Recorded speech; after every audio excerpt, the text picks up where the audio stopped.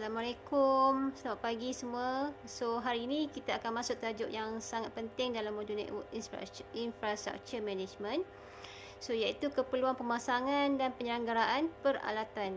So kenapa penting? Sebab peralatan telekomunikasi yang kita guna sekarang bukan biasa-biasa.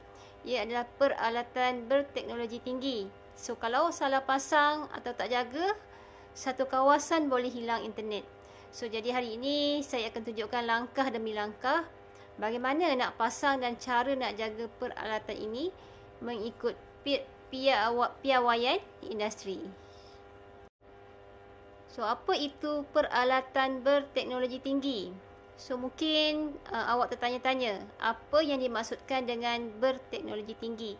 So, secara ringkasnya, ia adalah alat yang membolehkan kita hantar suara, data dan video dengan sangat laju. So, contohnya antena 5G yang awak nampak ke atas menara tu, itu untuk bagi kelajuan internet paling moden. So, yang kedua adalah router berprestasi tinggi. Bukan router kat rumah kita tu. So, ini adalah router besar yang uruskan trafik data beribu-ribu orang. So, yang seterusnya adalah fiber optik. So, kabel yang guna cahaya untuk hantar data. Semua alat ini perlukan kemahiran khas. Kita tak boleh main pasang macam pasang kipas angin. So, ada prosedur keselamatan dan teknikal yang kita kena ikut. So, sebelum kita mula pasang dan pegang skru ataupun panjat antena, panjat menara, so ada dua benda yang kita kena buat. Iaitu kajian tapak, site survey dan juga reka bentuk. So, kajian tapak, kita pergi ke lokasi tersebut. Kita tengok ada pokok tinggi tak? Ada bangunan yang halang isyarat tak? Yang tu kukuh tak? Ada elektrik tak untuk hidupkan alat kita nanti? So, kalau tapak tu sesuai, kalau tapak tu tak sesuai, so kita jangan pasang. So, yang seterusnya adalah reka bentuk. So, lepas kita dah buat site survey ataupun kajian mengenai tapak, so kita lukis plan di mana nak letak alat, kat mana nak tarik kabel dan kat mana nak letak kabinet. So, kita kena fikir juga untuk masa depan. Kalau 5 tahun lagi nak tambah alat, ruang cukup tak? So, ini yang kita panggil sebagai flexibility untuk menaik taraf. Okay, senarai bahan utama.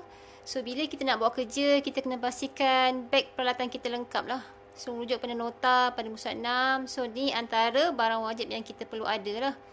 So, yang pertama adalah kabel fiber optik iaitu OFC. So, ini adalah nyawa sambungan kita. So, yang kedua adalah fiber DP, distribution point. Peti agihan yang kita nampak kat tiang-tiang luar rumah tu. Yang seterusnya adalah subduct HDPE. Ini adalah pipe pelindung.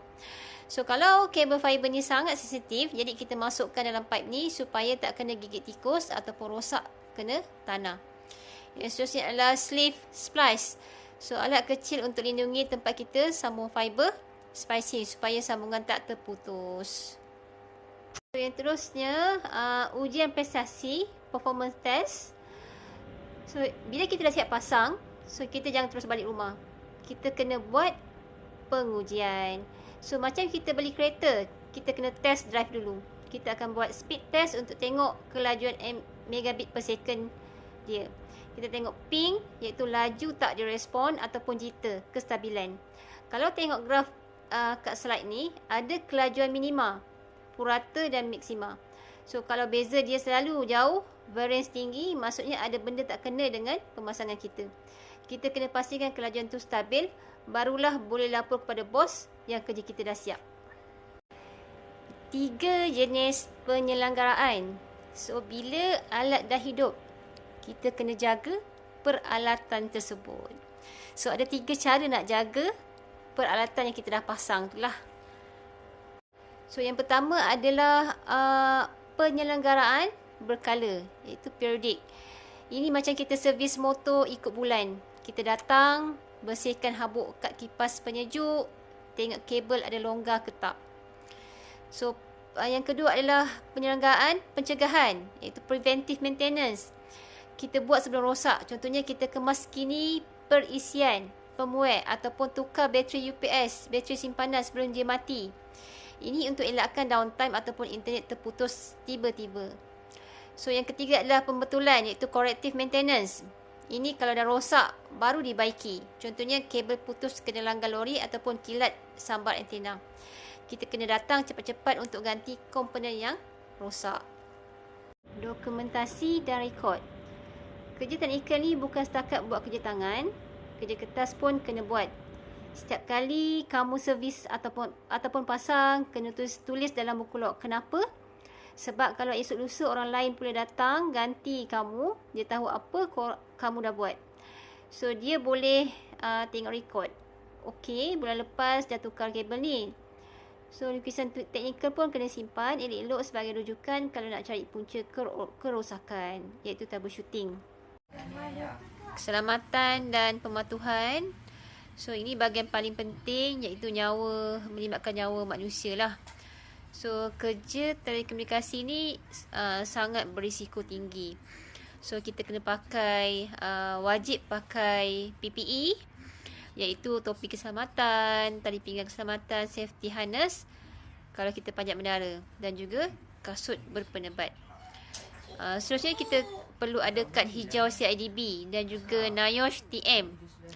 Ini lesen korang, lesen untuk masuk tapak. Tanpa kad NIOSH TM, iaitu safety passport ni, so kita tidak dibenarkan bekerja dekat pencawang TM ataupun projek telekomunikasi, sebab kita dianggap tak tahu prosedur keselamatan. Manual teknikal. Satu pesanan saya, jangan jadi pandai-pandai tanpa rujukan. Setiap alat ada manual teknikal. Manual ni macam kitab rujukan. Dia bagi tahu cara nak configuration, iaitu setting system. Berapa voltage elektrik yang diperlukan dan macam mana nak selesaikan masalah kalau keluar code error.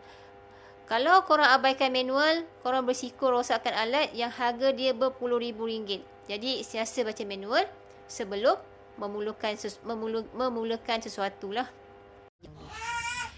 Prosedur pembongkaran, dismantling. So akhir sekali, kalau alat tu dah lama atau nak diganti dengan yang baru, kita kena buat pembongkaran.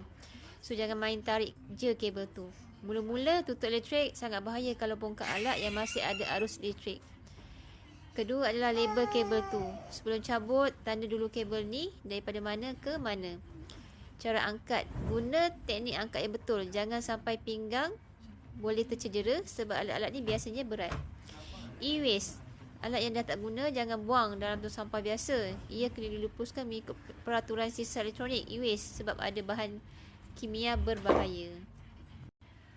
Okey, itu saja untuk tajuk keperluan pemasangan dan penyelenggaraan. So ingat jadi juruteknik yang bagus bukan setakat tahu sambung kabel, tapi tahu cara kerja yang selamat, sistematik dan mengikut dokumen. Jika ada apa-apa nak tanya, jangan malu. Kalau tak faham, boleh jumpa saya. Okey, terima kasih. Assalamualaikum dan salam sejahtera semua. Bye.